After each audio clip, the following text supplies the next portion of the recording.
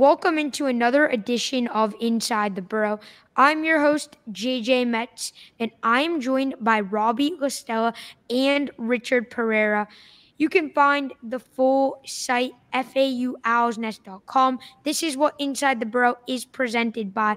So make sure you check out our written work on fauowlsnest.com.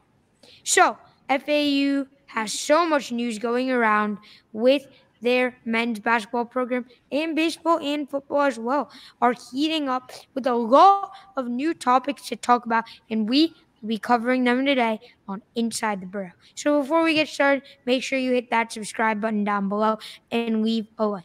Starting out hot, FAU center Vlad Golden, second team All AAC player, has committed to Michigan after his official visit last weekend. Vlad averaged 16 points per game at FAU and will now reunite with Dusty May over with the Maize and Blue. Robbie, what was your instant reaction after hearing this news? Well, I saw last week he was taking the trip up there, so it wasn't a big shocker. I think it's a really good scenario for him to set himself up for success. He's had this success now in the AAC. If he can replicate that at Michigan, it sets himself up to possibly increase his draft stock come next year. Because at the moment, as it seems, he did declare for the draft alongside the transfer portal, but I just don't see the NBA working out this year. So I think Michigan will be a good opportunity for him. But overall, I wasn't too shocked at it. I think he still needs to academically process through, but the NCAA just made it a little bit easier today. So. Yeah, and I think we could all expect that was probably going to happen after him taking his visit to University of Michigan. Just the trust that he has with Coach May. They trust each other. They are buddies with each other, and Vlad has learned a lot with Dusty. Dusty brought him over from Texas Tech and now is bringing him to Michigan, and that is something that's a huge get for Michigan. You got a great player, you got a great center in Vlad Golden, so you guys should be happy. Huge loss to FAU, but Vlad, we thank you for everything you did at FAU. Robbie, one more time, I want to go to you real quick. But there's still a bunch of players in the portal from FAU's 2023-24 roster, such as Johnell Davis, Nick Boyd. It seems like Rosado decommitted from Charlotte. So you still have a bunch of guys, still Elijah Martin, still Brennan Laurent, still Isaiah Gaines. Do you have any early predictions on where they could go? And is there anyone that you're confident will come back to FAU? It's really tough to say for sure. Johnell did sign with Rock Nation Sports today, which is Jay-Z's sports agency. Elijah went up on a visit last weekend to University of Florida. Haven't heard much from Belo or IG. G at the moment is recommitted to Charlotte. There was an uncommit, then a recommit. But it's still unconfirmed if that's his final destination. So it's possible. You look at the staff that John Jacobs brought in, and you look at a guy like Isaiah Austin, who's an NBA center. If you put him on the recruit trail for G, it's tough to turn that down. Coach Fern at Charlotte is a really good recruiter, but over Isaiah Austin, I just don't know if he's got that pitch. So we'll see if Jacobs sticks Austin on G. But other than that, Elijah right now, possibly he took a visit here this weekend. So, things could heat up. He could return.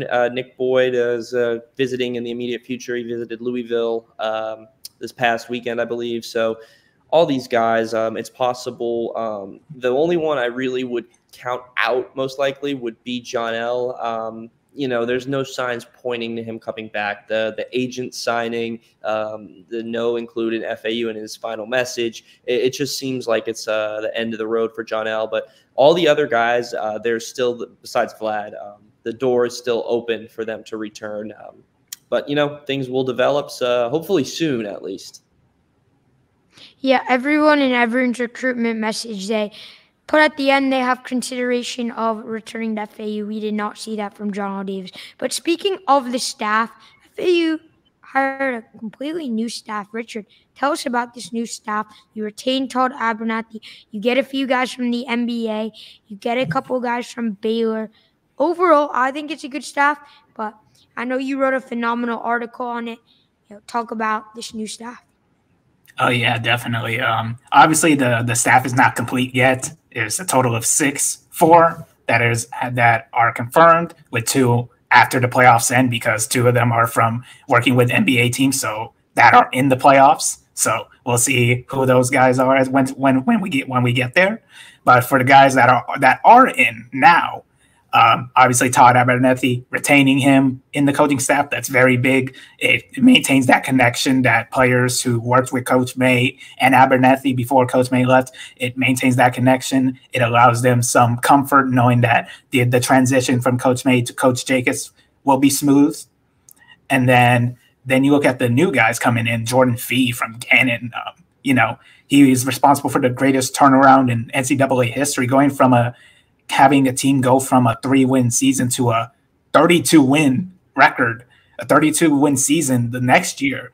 That type of turnaround is incredible, and it's pretty much amazing that Coach Jacobs was able to convince Jordan Fee to come over to the Owls and help elevate the level, elevate the standard of what the Owls can be in the future. And it certainly is impressive, and he knows the area well, so that is super good. And it is a great hire for him to be the National Coach of the Year in Division II men's basketball. To get him over as the assistant coach is absolutely, remarkable, and we should be giving him massive credit and a lot to John Jacobs. Now, before we move on to our next topic, which is targets FAU could get in the transfer portal, I do want to mention this on the FAU players in the portal. Nick Boyd just wrapped up a visit at Louisville and San Diego State. He enjoyed both visits. He's still at San Diego State right now, so he hasn't come back, but he did just wrap up visits at both San Diego State and Louisville. Seems like he had a really good time based on what he told me. And Johnell Davis will be visiting Michigan this weekend per sources. Oh, it's all over Twitter. So yeah, that's based on Johnell Davis. Elijah Martin, as Robbie mentioned, wrapped up a visit with Florida last weekend. So that's what you can really expect from these FAU players. Oh, and Elijah is going to be visiting Ole Miss this weekend. So moving on to some transfer portal targets, FAU's losing 7 players, obviously, and Dusty May is the head coach. You got to bring some guys in, and no disrespect, but the guys still on FAU probably wouldn't lead FAU to a top 3, top 5 in the American Conference. With all due respect to them, it wouldn't be at the level that it was this last year with the 23-24 roster. So you got to bring some guys in. Some people that Robbie talked about last time were Josh Omo, Kajai Parker, and Dayton Albury. Dayton Albury committed to Utah State. Kajai Parker looks like he's going JUCO, and Josh Omo, I don't believe he will be going to FAU. So Richard, who are you hearing in the transfer portal that FAU could probably snap? Well, obviously we know the Devo Davis visit last week, but is there anything you know about that, and is there anyone else you could see coming in that FAU? Well, obviously Devontae Davis, he's obviously the biggest name on the block right now for when it comes to FAU targets. He's a longtime Razorback with the SEC's Arkansas Razorbacks. He is taking part in 3 NCAA tournament runs with them, 2 of them being runs to the Sweet 16, with 2023 being his best performance at the level of March Madness, especially when you consider his spectacular performances against Illinois and 1-seed Kansas during those first 2 rounds of 2023. Obviously, this past season wasn't his best. It was kind of a step back. Some things happened here and there on and off the court, whether it was injuries or, things happened, of course, during this past season. And it's pretty clear that Devo's looking for the next chapter of his career, and he's considering FAU, Grand Canyon, and Oklahoma State.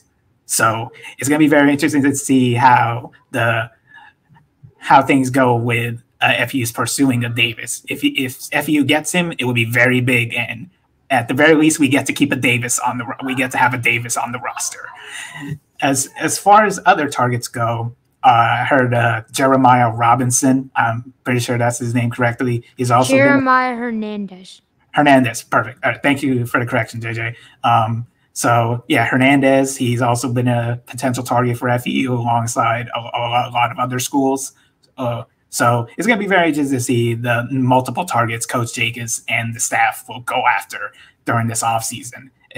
I would expect a mix of returning guys and new guys, whether it be high school recruits or former big time transfers like Devo. Yeah, as you mentioned, Devo Davis certainly wasn't his year last year. Was kind of inefficient from the field, but we've seen him prove it. He averaged 11 points the year before last year in the SEC, so definitely very impressive and would be a huge get. Seems like he liked FAU this weekend. And yeah, as you mentioned, Jeremiah Hernandez, he averaged 18.2 at Southern Indiana. Getting him, I mean, we would get a huge get. Some other guys that FAU has reached out to are Max Jones, Cal State Fullerton guard, averaged 17 there. Chris Parker, Alabama guard. He's also received interest from Illinois, Memphis, Kentucky. So that would be something huge to get. Some names we are probably going to see on campus next week, from what I'm hearing, is Roger McFarland, Southeast Louisiana guard. And there are some other guys that the FAU could see on campus, maybe could get or snatch from some other teams. So that would be absolutely huge. Robbie, a bit of a different question for you. How much is John Jacobs' connection with Baylor going to help FAU in the portal? Because we see Caleb Warner, he's in the portal. How big of a part is that going to play? And do you expect FAU to land a couple guys from Baylor this offseason that maybe got limited playing time? It's possible. I mean, we're not pulling their head coach, right? It's not like a scenario where Dusty and all of his best players are going to follow. It's got to be the guys who he's recruited. And that doesn't necessarily mean Baylor, right? I mean, he was in charge of recruiting for Baylor. So there's a million guys he's talked to, and there's a bunch that, didn't make the cut at Baylor there's no knock on FAU. It's just there's a different standard of, types of players you get at Baylor and FAU. So there's a whole group of guys that he wasn't able to recruit at Baylor that he can now bring here to FAU. And these guys, if they're developed by Jacobs, he obviously had an eye on them early on. He can turn them into something special. They may have not been a fit at Baylor, but, FAU can, turn them into something special if that's something that happens. But I wouldn't necessarily dial in too much on the Baylor roster. Caleb is one guy. Miro Little, maybe, he's still on the team. So, you don't want to speculate too much with stuff like that. But I'd look more around the guys that he's recruited overall rather than just the Baylor roster.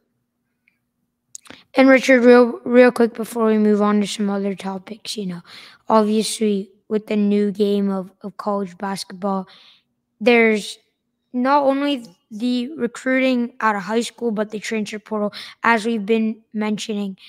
What do you think Jacobs is going to excel in more?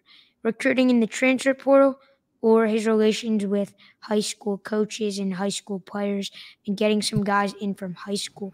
Is there an idea that you have that he prefers, that maybe he prefers bringing experienced older guys or liking to develop younger guys out of high school? What do you think his approach is going to be at FAU?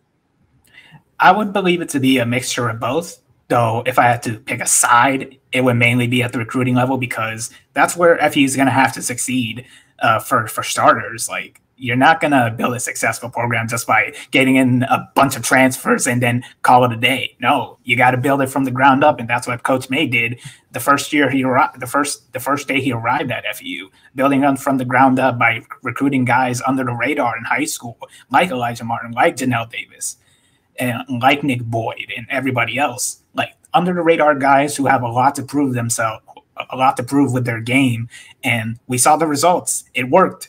And I would expect Coach Jacobs, with all of his experience at Gonzaga and Baylor, to maximize those areas of recruiting, especially at the high school level. And of course, you want to use the transfer portal to your advantage, especially if you're going to get guys like Devo, who is looking to end their collegiate career with a bang, and then guys who are looking for a change of scenery and for the best fit for them to play in the right system.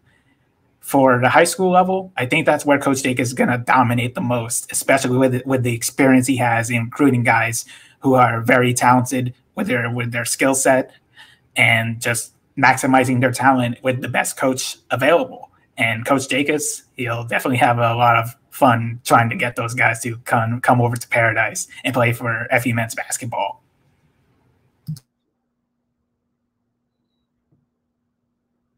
%100% agree with that. High school recruiting is definitely something that Dusty may favor over getting guys in the portal. And, maybe seeing that again with John Jacobs would be absolutely great. Robbie, as I mentioned, it's a new era of college sports, and, not only the transfer portal, high school recruiting, NIL is a huge factor now in guys wanting to choose a school, because if they can make a little bit of money at the high school, at the college level without going to the NBA, they would take it. So talk about FAU's NIL. How much is it going to benefit them in the portal as of right now? Well, FAU's NIL has honestly improved vastly since the Final Four run, but even before then, it's been building its way up. The best example I can explain to you guys right now is if you talk to Coach Herman about it. He mentioned in the post game how he's comfortable feeling that guys aren't going to be leaving just to go chase money. He's confident that guys feel happy here, both on the field and in terms of NIL. And so, you hear a guy like Herman talk about the positivity of FAU's NIL. He was at school, Texas, Houston. Those schools have tons of money. So for him to say he's not going to lie either. That's not Herman. He's not just going to say things to say things. If he believes that the NIL is strong in keeping players here, then it definitely is. And so that's a good nugget for you guys. Yeah, I 100% agree. Speaking of Tom Herman, FAU's football spring game just wrapped up, and the red team won 25-17, I believe it was. The red team was more 18. of the first. 18. But they added a point at the beginning, so yeah, but it was 25-18. That's the final score. Okay. So thank you for the correction, Richard. So 25-18. For the red team, and the white team hung in to give them some respect. Richard, we saw the QB battle, and I'm going to get to Robbie about the QB battle in a moment. But other than that, who impressed you? I mean, Omari Hayes was playing some really good football, running some really good routes, and got a few touchdowns. His connection with Cam Fancher was definitely apparent. We saw some guys like Zuberi Mobley, making it, like proving everyone right that he is going to be that running back one. Caden Shields-Duden got into the end zone, the freshman running back. The defense looked pretty good, got a few takeaways. So what stood out to you in this spring game? Other than the quarterbacks, obviously, like the position players. Right, of course. So for starters, the balance. Last year, it was overwhelmingly in favor of the red team, who blew out the white team last year. This time was much closer, and that tells me that the offense and defense have become more balanced in that sense. But specifically, the specific areas, I would look at CJ Campbell from the running back unit. He had a spectacular 75-yard rush to take the ball to the house for the touchdown, which gave the white team, which gave which gave the red team the lead. It's just to start the second half. Like the first drive of the second half, he takes it to the house for the 75-yard touchdown, and then you look at and then on the defensive side of things, the takeaways, especially from Antonio Smith, who was a redshirt freshman on the roster, he gets 2 interceptions, and of course Jaden Williams, who we spoke to after the spring game, he also had an interception. He was pleased with the number of takeaways they were getting, because that's what defensive coordinator Coach Rock was emphasizing with the takeaways. 3 takeaways a game. They were able to get 3 takeaways in the spring game. So mission accomplished in that front. And then the receivers, something I really focused on was the diversity of the attack, whether the receivers were making plays or they were getting opportunities to catch the ball. They were getting it. A lot of them got chances to catch the ball, with 11 of them getting at least 1 reception. So the diverse attack in the receiving core, that was something that really stood out to me, and that makes me really optimistic to see what the FU will look like heading into the 2024 season. I 100% agree. Something you mentioned, the depth, it was definitely apparent in that game. Both teams keeping it pretty balanced. As of last year, the red team kind of blew out the white team, and it wasn't that fun of a game. But this year was a lot better. The thing you guys have been waiting for, the reason you watched this spring game, was to find out the QB situation.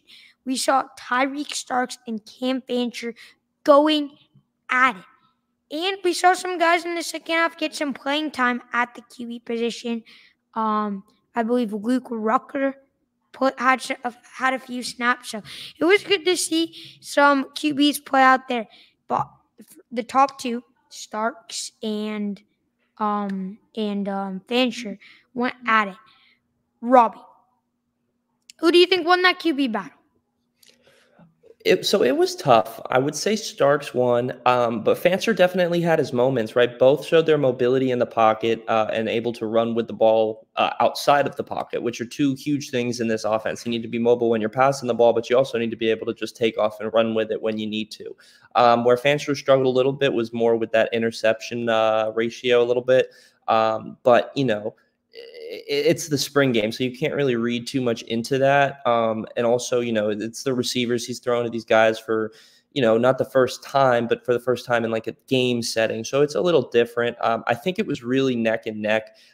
Starks was really good. He didn't complete too many of the passes down the field, hit a couple.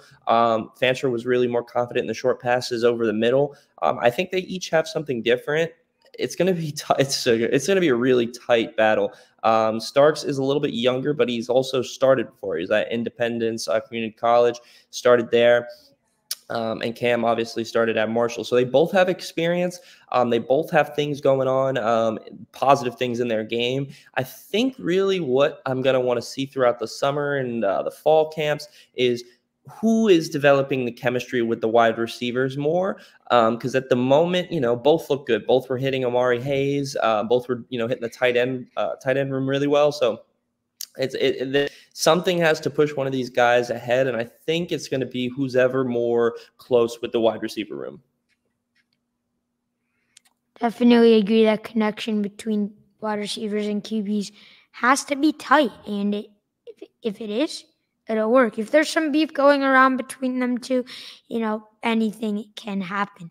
But not just was the QB something that we saw in this spring game.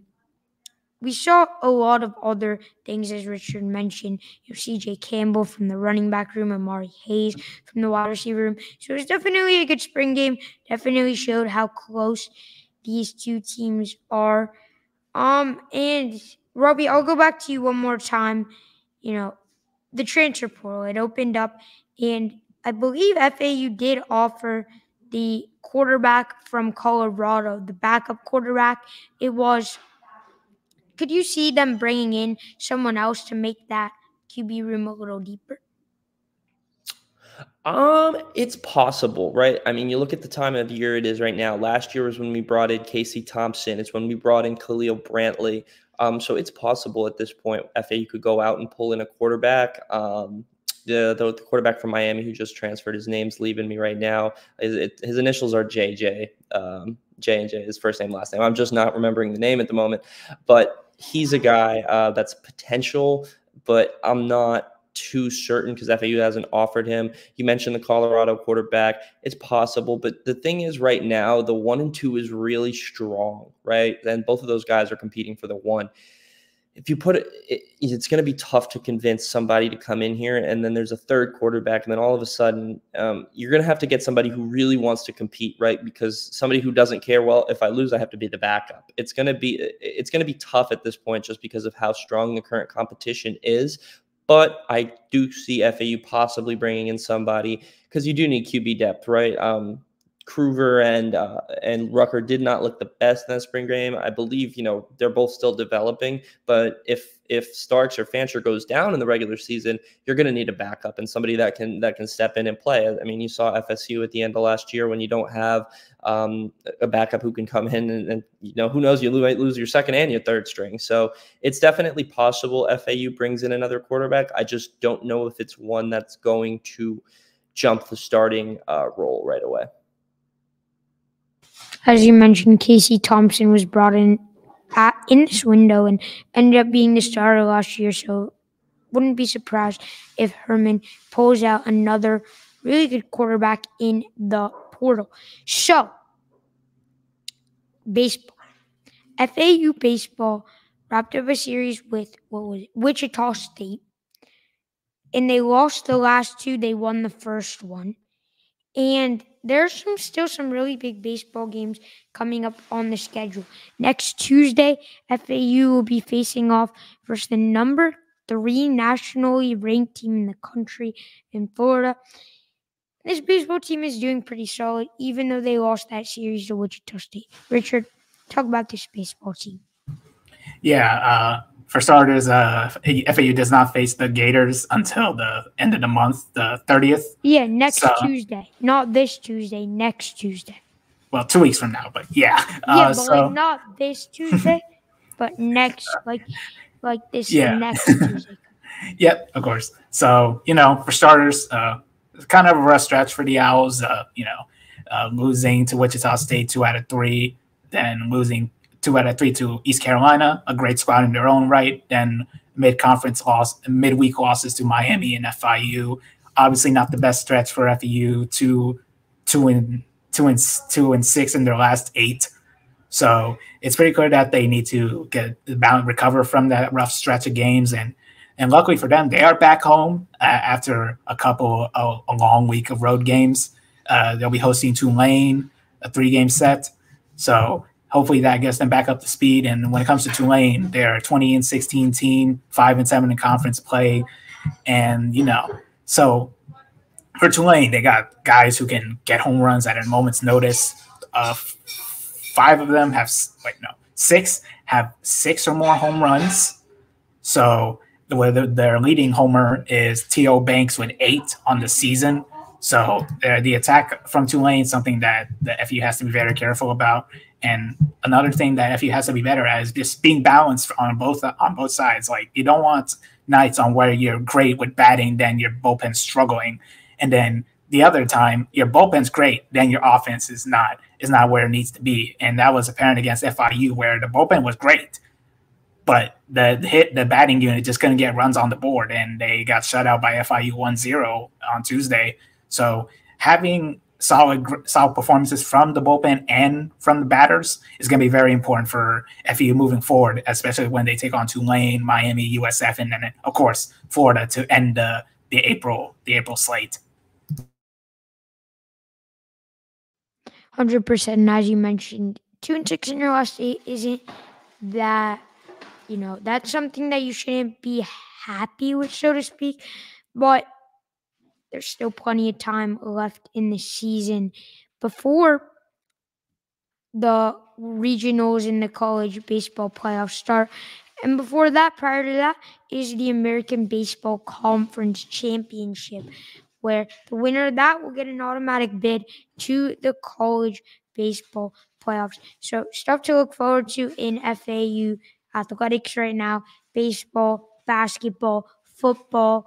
You got 3 sports all going at it at once, although baseball is the only one in action right now. So thank you guys so much for watching Inside the Burrow. Please leave a comment down below. Leave a like.